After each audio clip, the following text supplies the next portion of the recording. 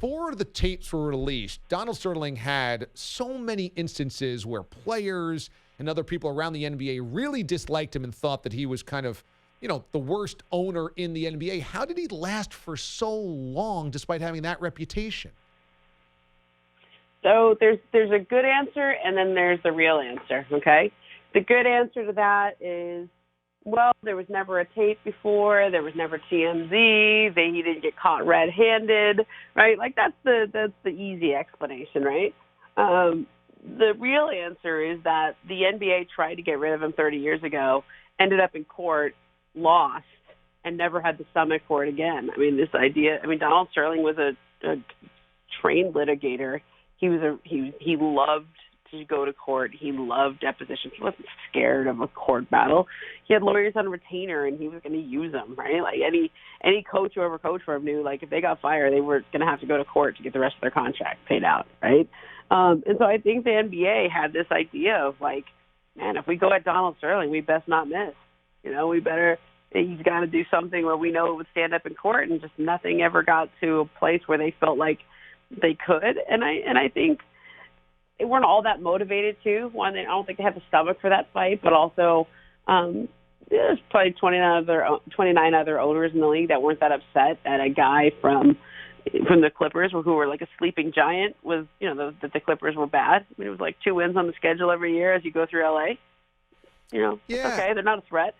Yeah, it's kind of interesting. So the idea that the NBA would say, oh, this is unacceptable, the owners would say we can't have this, et cetera, it really wasn't necessarily honest, because the other 29 owners probably didn't hate him as much as he should have been hated, right?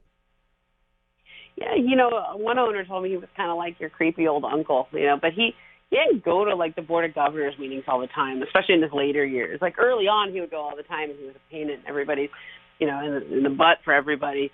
But after a while, he just kind of receded. He just wasn't really a real factor for any of the other owners or any of the other people. And I think that, because they didn't see him, because the Clippers weren't a threat, like, they were just fine. It's like living in a neighborhood where there's a neighbor who's got their house painted pink and the lawn's all gross, and it's not great for your property values. But what are you going to do? You can't force them to sell.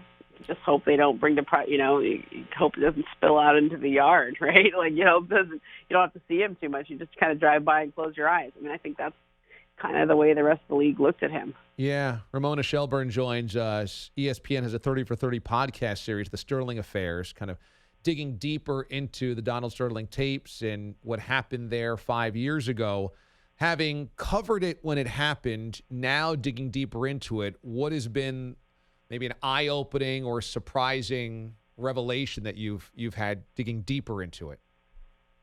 I think the tapes and the way the NBA dealt with it was so dramatic that we can't remember what the league was like before. But the idea that an owner would come into a locker room and ogle players and talk about how, look at their beautiful bodies and their muscles, like, that wouldn't happen anymore. Like, if that ever happened any time, like, a player would complain about it publicly and then the league would deal with it.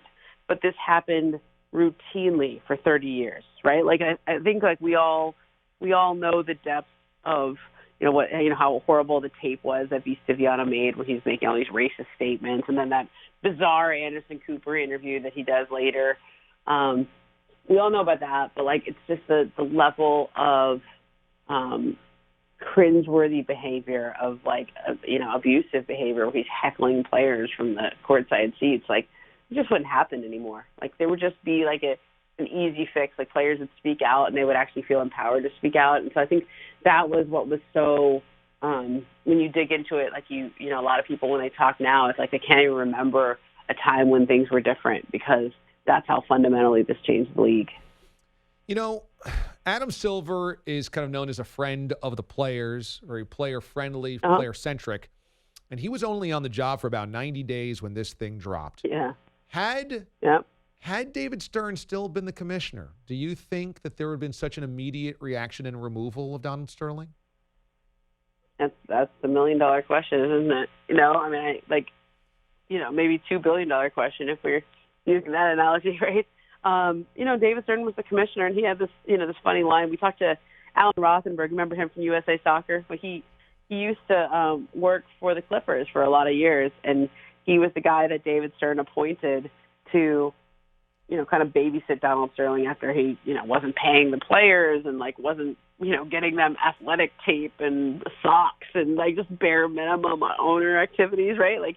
So he sent he sent Alan Rothenberg out to kind of, babysit him and give the league some cover. And Alan Rothenberg is one of the guys who recommends that Donald Sterling move from San Diego to Los Angeles because there's an opening. Al Davis moves the Raiders. They win in court. They're going to win an antitrust lawsuit, and so the NBA wasn't going to stop Donald. So Alan recommends that, and Donald just does it.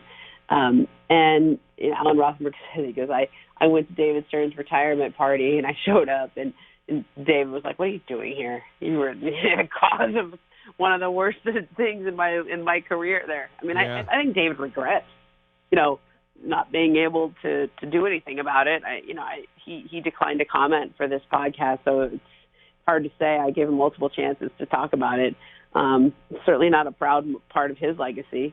But, Adam Silver, in his interview for this, he has a really interesting quote. He says, I think I would have ended up in the same place, but in some ways my newness to the job helped because he was able to make this decision without having to think about all of the other things he would be thinking about now, like all the other considerations, the slippery slope, what this means for owners, the message it sends, et cetera, the precedents.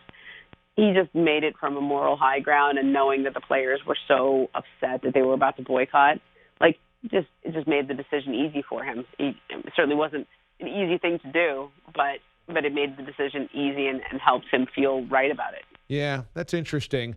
ESPN's 30 for 30 podcast series, The Sterling Affairs, available now everywhere for download. More details can be found at 30for30podcasts.com. Ramona Shelburne is at the center of this, and it's a really cool project and a really interesting look at the NBA and the culture that happened before and now after. Ramona, thanks so much for the time today. Yeah, thanks for having me.